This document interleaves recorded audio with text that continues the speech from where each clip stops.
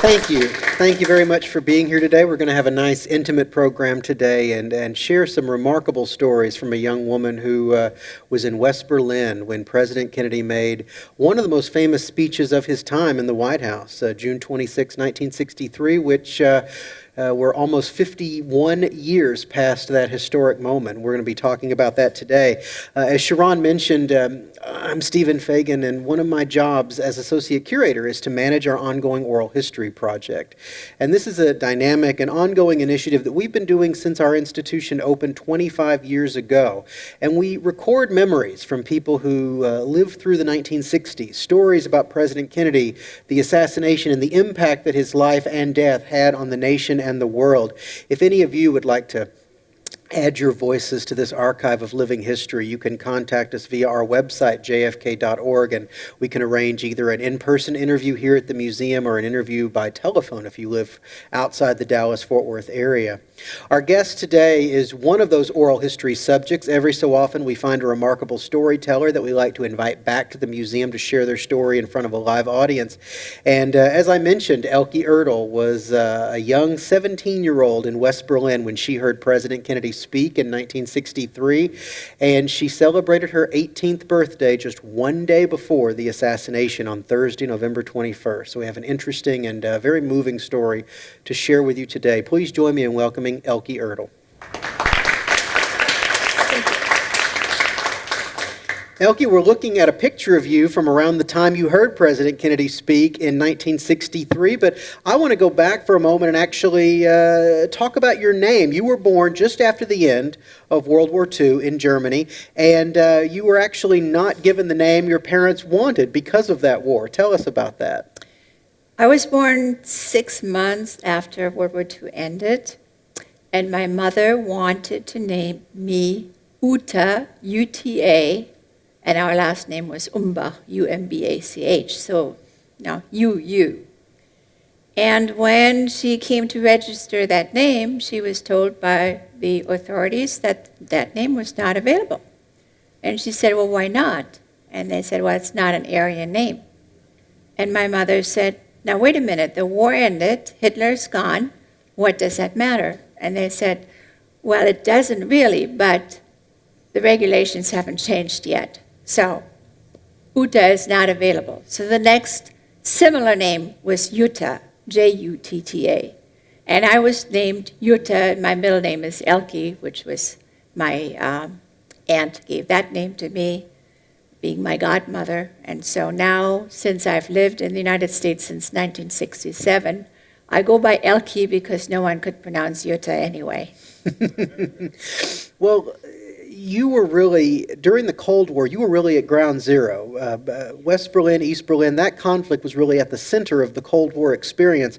And I want you to provide a little historical context for us today. So 1945, with the Potsdam Agreement, Germany is divided up into 4 occupational zones, and Berlin is sort of a unique island unto itself. Tell us a little bit about that. Sure. The Potsdam Agreement, which put into writing how the 4 victorious allies, U.S., Great Britain, France, and the Soviet Union, would deal with Germany in the future. And Germany was divided into 4 zones, and Berlin happened to fall into the Soviet zone, deep into the Soviet zone.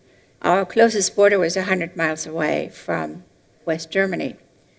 But since each of the victors would have liked to have the capital within their zones, they agreed to split it up, just like Germany. And so Berlin was also divided into 4 sections, and they called it sectors. And I grew up in the British sector of Berlin.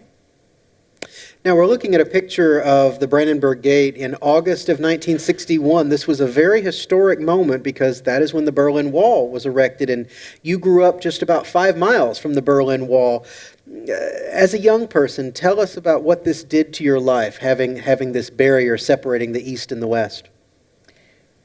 Of course, there was always the wall, even if it was only in the heads of people, because there were a lot of issues between East and West that were developing from 1945 on. But it came to a head in 1961 when the East German government, with the help of the Soviet Union, erected the wall. So now everything was severed. Up to that point, even though we were divided into 4 sectors and there were markers when you crossed the border from one to the other, there was still free access. That was agreed to in the Potsdam Agreement. But now everything was severed. Transportation, which was one system, had been one system, subway, etc., was all severed. The train stopped at the eastern border, did not go through. Western trains were not allowed to go through. The roads were torn up and dividers. It started very simply with rolls of barbed wire and then developed into the wall that you eventually came to know. There were 4 generations of walls as they improved the wall. Eventually it ended up to be 12 foot high and had a circular top that prevented scaling it. And there was a double wall. There was another wall on the east, and there was a no man's land between the 2 walls. So the wall we knew was what we saw. The people in the east never saw that wall. They saw the border marker, which was a wall on their side prior to what we call the Berlin Wall. And between there was raked sands. There were raked sand to make sure that if there were any footsteps that you knew something had happened there and a guard had been lax. There were anti-vehicle trenches, watchtowers, dogs on leashes, and of course there was the order to shoot if anybody tried to climb that wall. We're looking at another picture from August of '61, and these, by the way, are pictures taken by the CIA. And this is a very famous sign that essentially says you're leaving West Berlin here? Yes, you are now leaving West Berlin. Attention, you are now leaving West Berlin. I want to show a clip from a U.S. government propaganda film. It's called The 5 Cities of June, and it's a brief clip. You'll recognize the narrator probably. It's actor Charlton Heston, and it speaks to the Berlin situation in 1963. And so I'll ask you afterwards if this propaganda really reflects the reality of the situation.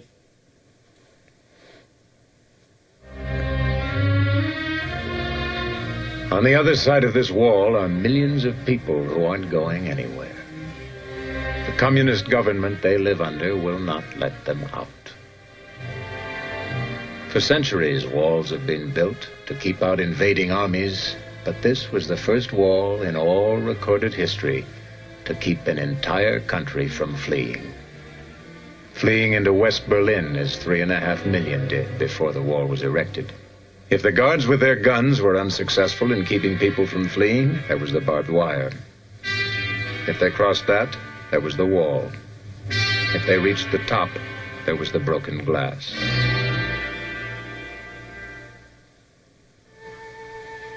Over 100 had been killed trying to cross. In June, 90 succeeded and 3 were killed.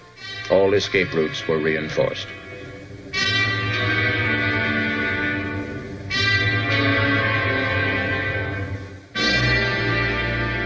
The Eastern Guards had orders to shoot at each other if one tried to escape. In areas where windows overlooked West Berlin and people had jumped to freedom, the windows had been sealed with bricks.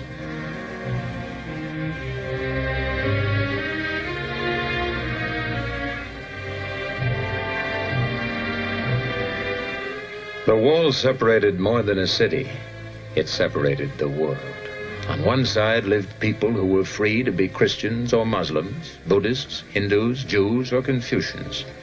On the other side lived people whose expression of any religion was discouraged or taken away. Very bleak depiction of East Berlin. Does that reflect the reality of your childhood?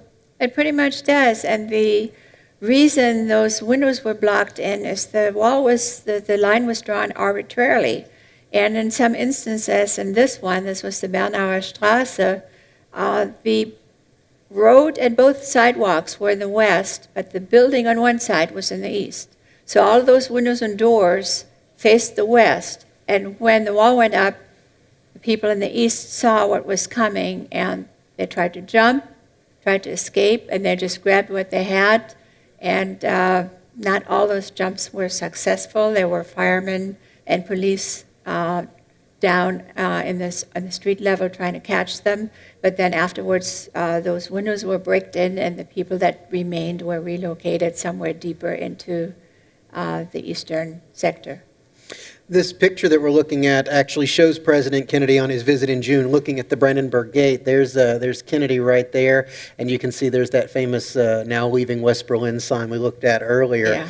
Yeah. This is from June 26th of 63. Now, when President Kennedy was elected in 1960, this was really the first time you began paying attention to what was going on in the United States, and you were quite an admirer of President Kennedy's. Yes, he was my hero. I was 17, and President Kennedy had a full head of hair. He was quite young for a politician of that stature, being commander-in-chief. He was charismatic. He was inspiring. He really was very, very inspiring. He said many things that I really took to heart. And he had a beautiful wife, gorgeous wife, that we all imitated. Whatever she wore was in. Up to that point, nobody had cared what anybody in America wore. Italy and France were the fashion idols of the world. But once Mrs. Kennedy came into the picture, then she was what everybody wanted to copy. And I had a pillbox that my mother made for me, and I tried to do my best to copy her style. And that was when I became interested in politics as well, because of the family. I became interested in politics and in America. Here we see Kennedy visiting Checkpoint Charlie that day, and in your book you write that Kennedy looked vastly different from the German politicians of the day, who were much older and, as you said, balder. Yes. Before President Kennedy visited in June of 63, you had the chance to see two other American politicians. You actually saw Vice President Lyndon Johnson visit, and then just a year before Kennedy's visit, his brother, the Attorney General Bobby Kennedy, visited. Tell us, before we get into the President's visit in June, tell us about these other visits and what you observed those days. Well, when Bobby visited, I was 16. And that was the first, very attractive young man that came to visit as a politician. So I went to see him, hear him speak, along with my friends, not because I was interested in what he had to say, but because he was cute. And President Johnson came shortly after the wall went up in the company of General Clay. And up to that point, nobody had come. We did not know what the next step were going to be. We were in West Berlin every morning waking up thinking that we might wake up on the other side of the wall, not knowing what was going to happen next. There were no promises made at this point. It was kind of, when the wall went up, nobody even referred to it as the wall. It was sort of protective measures that the East Germans had taken. And so we didn't know what was in the making. And so then, in order to make some showing, President Johnson was dispatched very quickly. And of course, General Clay had been in Berlin during the Berlin airlift. And he had, in 1948, given the orders to start Operation Vittles, which was the code name for the Berlin airlift. And so he had saved Berlin. Because at that point, when the blockade started, there were 35 days of food and 45 days of coal left in the entire city. So there was no way that we could have survived, because everything, all road access and all water access had been blocked, so that we could no longer be supplied with the coal that came from West Germany or with the food that was grown in the area surrounding Berlin. And so he had saved Berlin, and we're all very well aware of that. So he was our hero, and to come with President Johnson gave President Johnson kind of a head up, and our appreciation, it just kind of spills over. We didn't know President Johnson real well, but it kind of spills over. And of course, I was there. I stood along the road with my friends again. We did everything in groups. And I had a yellow rose because he was supposedly someone who admired yellow roses. So I did my best to try and throw it into his car. And to me, he reminded me of the television series that we also had in Germany, Father knows best? Father knows best.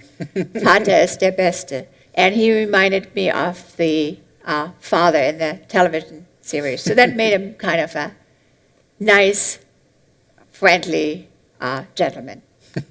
I want to draw a distinction here between your impressions of Bobby Kennedy in 1962 and your impressions of his brother, the president, in 63. You went out to see Bobby because, as you said, he was cute. You wanted to see him because he was an attractive man. But when you went out to see Kennedy in June of 63, you wanted to hear the message. You were becoming more politically aware and involved. And you got up quite early that day. In fact, you waited for President Kennedy for about 7 hours. You got up at 5 o'clock that morning? Yes. And he spoke at 1. Okay. Tell us, we're looking at a great picture here of his motorcade through West Berlin, and you can see the enormous crowd that came out to greet the Tempelhof president. Airport and then back. Yeah. There. So tell us a little bit about your day, getting ready and going out to see the president. Well, I got up at 5 a.m. and took the subway to meet with my friends at 6 a.m. at the Rudolf Wilde Platz, which is the plaza that surrounds the Schöneberger Rathaus, which is the city hall, or was the city hall of Berlin at that time. And that's where he was going to speak. Now, that's a small plaza. That was not a major city hall. That became the city hall after the division. And so in the end, it ended up that 450,000 people were crammed into this small plaza, and the feeder roads, as far as you could still recognize there was somebody speaking there, you certainly would not be recognizing President Kennedy anymore.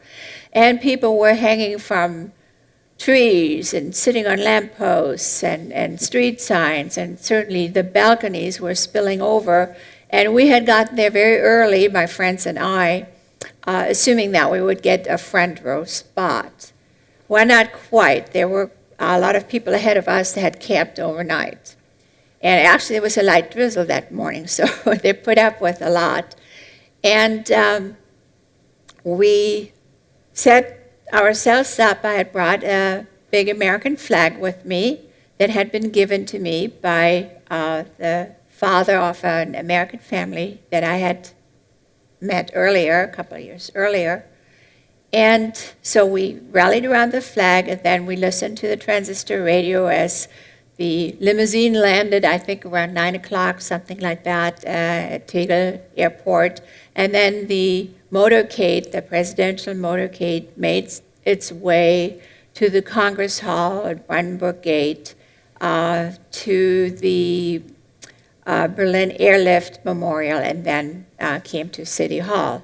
And all along the way, there were tens of thousands of people standing there. And this photo here was taken by my father, who was a photographer, a totally anti or apolitical man. So it is surprising that he went to see the president, to stand in line, that he would normally not do anything like that.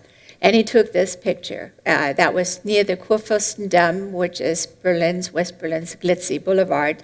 And it shows President Kennedy. In the center is Berlin's mayor, Willy Brandt, and on the outside here is our chancellor, and was our chancellor in those days, Konrad Adenauer. And so then at 1 o'clock, President Kennedy stepped up to the podium, and the crowd just went wild, and everybody was pushing and shoving, and it got really, really tight. So everybody, of course, were waving the flag, and then realized that once your arms were up, that was it. You could not take them back down. People were so close. I was actually hanging on the shoulders of other people. And we listened to his speech. And of course, he is a fantastic speaker. So first of all... Let's pause there, because I want to show a clip from the speech at the okay. start here. Before we get away from this picture that your father took, it's worth pointing out that this limousine is the same car that the president was shot in 5 months later in Dallas. This was the presidential limousine, and it's ironic that it was, of course, there in Berlin on one of his most triumphant days as president. Now, you mentioned earlier you were a Kennedy fan. You brought a couple pieces of Kennedy memorabilia. Yes. Let's take a look at that. One is quite interesting. It's Profiles in Courage, but it's the German version. This is the German translation. It's called Zivilcourage. And I purchased that after after Kennedy became president, and I purchased the German translation, assuming that would be easier to read than English. My English was very rudimentary, and so it turned out it really wasn't, because the translation incorporates so many Latin-based words that I had to have a dictionary by my side anyway. I might have as well have just tried the English one. And you also have a wonderful Kennedy charm that you got. And this is a little charm of Kennedy's pictures on one side, and on the other side are the words, "Ask not what your country can do for you, but what you can do for your country." And that was what Kennedy was known for, these very inspirational sayings that really meant something. They were not just plain rhetoric, as we always heard, that were, the same old rhetoric. He just had a lot of things to say that somehow spoke to the heart. Well, let's take a look at a clip from the president's speech in West Berlin that day, and then I'll ask you for your personal recollections of that moment.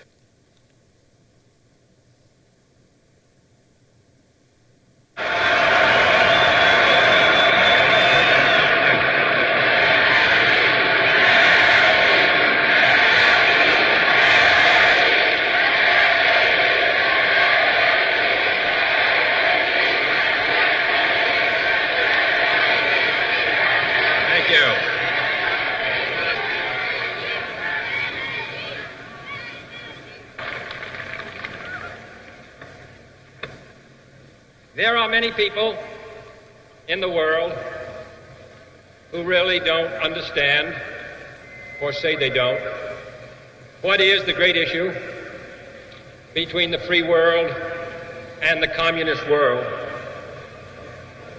Let them come to Berlin.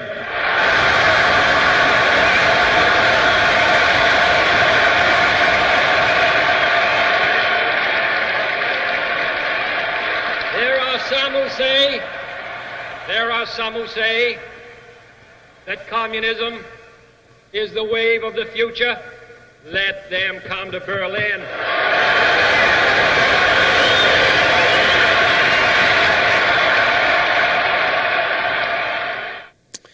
And here's this great still photograph, very famous photograph of the president with just a glimpse at that 450,000 plus crowd. And although we can't point you out specifically in this photograph, we do know the general area where you were standing, this American flag that you see over here, that is your flag. And so we know that you were in that area of the crowd. They're actually very close considering the hundreds of thousands of people that are out there. Elke, you were there at this historic moment. Take us back and tell us what you were feeling.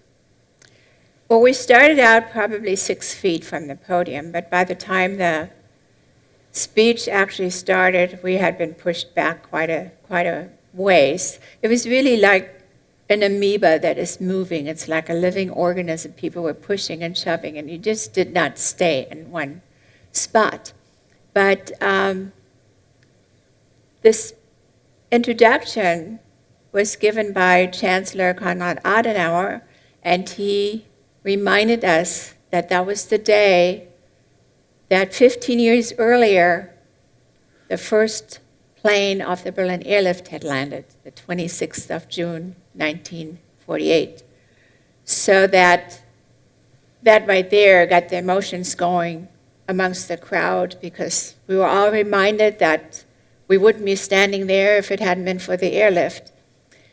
And then President Kennedy started his speech, and he said, I come as the guest of your mayor, and I've come in the company of General Clay, who has come to the city in its great moments of crisis before and will come again if ever needed. And we just cheered and cheered because, of course, General Lucius de Clay was our hero, having been so connected with the Berlin airlift that it was never a picnic. It was, a starvation diet, but it helped us survive. And of course, also food was only a quarter of the shipments. 2/3 of the shipments were actually coal. So that's what the industry needed now. And it was not coal for heating private homes. It was coal for hospitals, for the industry, and for bakeries. And when he said, as you heard, let them come to Berlin, he really struck a chord with us because we felt that people didn't really know. They knew that Berlin was on the East-West divide and there were constant trouble there, but they didn't really know what it was like. They had never looked across the wall to the other side, as President Kennedy had just done at the Brandenburg Gate, and we felt that he really understood what it meant for us. And he said in so many words how he admired the determination of the Berliners who had endured this for so many years, 18 years now. And that was the first time that anybody ever seemed to admire us for anything. So we felt so honored, and then to be honored by a head of state was just a huge thing to us. And then he said at one point that 2,000 years ago, the proudest boast was civis Romanus sum, I am a Roman. But today, the proudest boast is I'm a Berliner. And, to be compared to an ancient civilization that had done so much, he was just raising our self-worth with just a few words enormously. And of course, he ended, I don't know if you want to talk about it, with the words, all men, wherever they are citizens of Berlin, and therefore, as a free man, ich bin ein, I take pride in the words, ich bin ein Berliner. And he said it in German, in our own language. Let's hear that real quick. One of the most famous quotations of the president's time in the White House.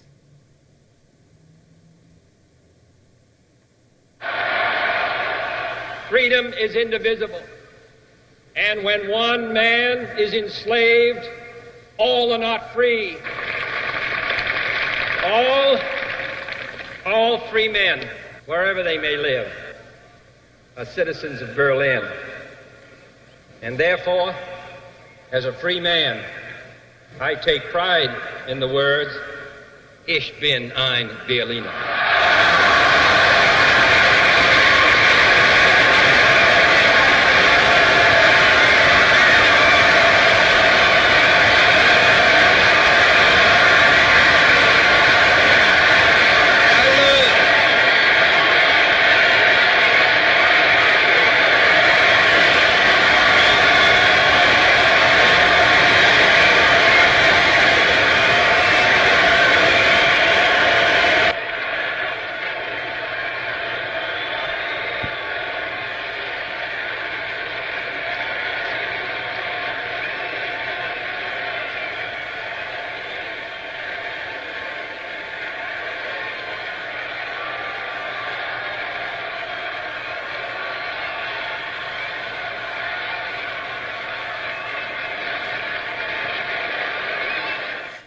Such an extraordinary moment.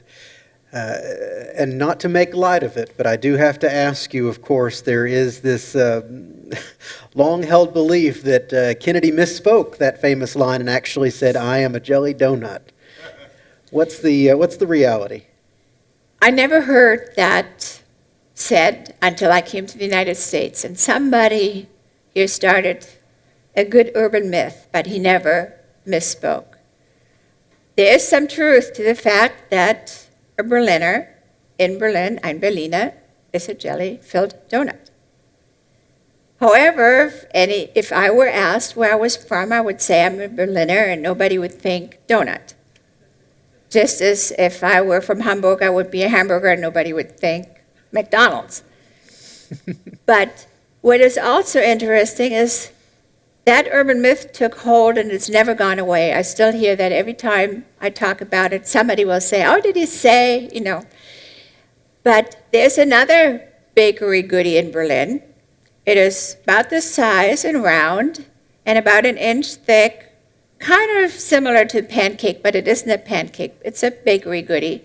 And it has a sugar glaze, either a white sugar glaze or a chocolate sugar glaze.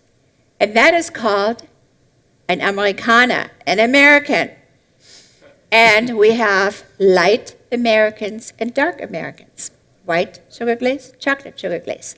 So if we can say that Kennedy spoke of a donut, then all Americans would also be pancakes. And I don't think that was ever said. Well, you were quite enamored with President Kennedy after his speech in June. You wrote a letter to the White House, and you received this response dated February 12, 1963, from Evelyn Lincoln, his personal secretary. Tell us about this. What did you get? Yes, after President Kennedy had spoken, and that was just the biggest event in my life, I wanted to get an autograph from him. Of course, I was never close enough to do that. So I thought I'd try my luck and sent a letter to the White House. I didn't really think that I would get a personal response, but I tried it anyway. And in September of 1963, indeed, I got a letter from Evelyn Lincoln, his personal secretary, and enclosed was a little business card from the president with his signature. There's a tragic end to this story that happened right here in Dealey Plaza, November 22nd, 1963. The day before was your 18th birthday. How did you find out that the president had been shot? My birthday was on a Thursday, and the 21st of November. On Friday the 22nd is when we actually celebrated, and I use that word loosely because I only had 3 girlfriends over for coffee and cake, which is very, very customary in Germany, and we did not do big celebrations in my home. So after they had left, the phone rang, and on the phone was the father of this family that I had met. It was a military man stationed in West Germany, and he said, "Have you heard the news yet?" And I said, "What news?" And my English wasn't all that good at that time. I frequently misunderstood. He said, "The president has been shot." And I thought for sure I misunderstood. And I said, "Shot at or shot dead?" Or maybe I misunderstood the whole thing. And he shared what he knew. And then he suggested I turn on the television, which we did. And from that point on, we were glued to the television for several days. And we saw the whole tragedy unfold in Dallas. And there was German representation at the president's funeral, the picture we're looking at here of the funeral procession. In West Berlin, I know there were several memorial marches. You took part in one, and the plaza where the president spoke outside of City Hall was renamed. Right. That very day when we got the news, of course, we're 7 hours ahead in Germany, so it was evening already, and about 15,000 students congregated at the Rudolf Wilde Platz, which is the plaza in front of the City Hall where Kennedy had spoken. And then the next day, in the afternoon, 250,000 gathered and marched. Well, it was in the late afternoon. It was already dark. It gets dark in November just at any time. But marched from the Airlift Memorial to the City Hall behind a banner that said, "We have lost a friend." Because in Berlin, the loss was almost personal because we really felt like we had lost a friend in Kennedy. And then, of course, on the day of his state funeral, the plaza, there was another gathering at the plaza, and it was renamed John F. Kennedy Platz. If you have questions for Elke Ertle, if you'll fill out your question cards and pass those to the end of your rows at this time, we'll go through as many of those as we can. This story that we've talked about today is really a small part of your extraordinary life story. You've written this book, Walled In, about your first 21 years living in West Berlin. As you mentioned earlier, you moved to the United States in 1967. You planned to be here for just a year, but you Yes. ended up staying permanently. Yes. Tell us about that decision. I wanted to come to Berlin for just, to the United States for maybe 6 months to a year to improve my English, mainly, but also because I was so enamored with anything American by that time. I had met a family that was stationed in West Germany in the Air Force with a daughter my age, and we had stayed in contact the entire time that they were stationed there. And I had learned a lot about America through them. And of course, Kennedy was my idol. So I wanted to come here and just kind of see what this country looked like, where this president came from.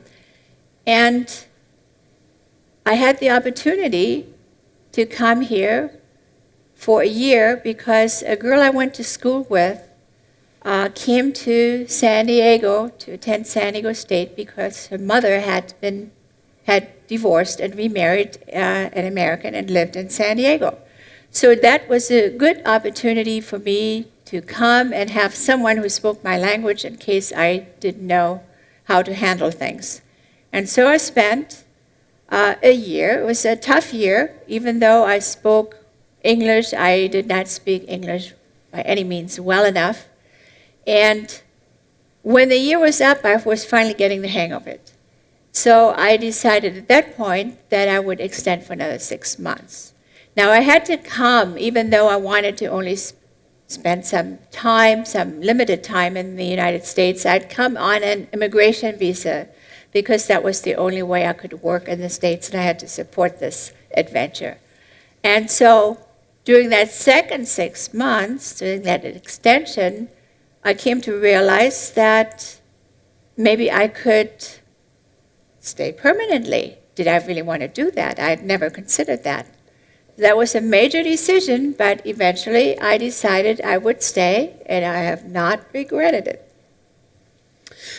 The book you've written is available here today, and after the program, Elke will be happy to sign a copy. It's an extraordinary narrative, and really the Kennedy story is just a small part of this very interesting life story, a personal story within the context of this very historic moment in 20th century history. Did you have any friends or family living in East Berlin? I did not have any family, one of the few families that did not. Our entire family was in the West. We had a cleaning lady in the East who, as long as I can remember, had been our cleaning lady because my mother worked to help my father. And she had come every week for as long as I could remember. And she was trapped in the East. She had 2 sons, adult sons, and they were frequently working in the West, and I was not sure where they ended up, whether they ended up East or West. When the Berlin Wall finally fell, how did you feel? Oh, it's just marvelous. It was in '89. Of course, I was here. I watched it on television. I was not there. But no one had ever expected that the wall would fall that suddenly, if at all. It had become more fortified than ever, and even the year before was fortified again, so that we did not expect it would ever fall. And of course, it was not really intended to fall. It was intended to ease the regulations, but not totally let that wall go away. But once it opened, then it couldn't be stopped. And I was so glad for the people that had been trapped all those years that they finally were able to experience freedom. And you have a big chunk of the Berlin Wall. The next year, 1990, my husband and I traveled to Berlin, and like many other people, at night you could hear bing, bing, bing everywhere. They called them Mauerspächter, wall peckers.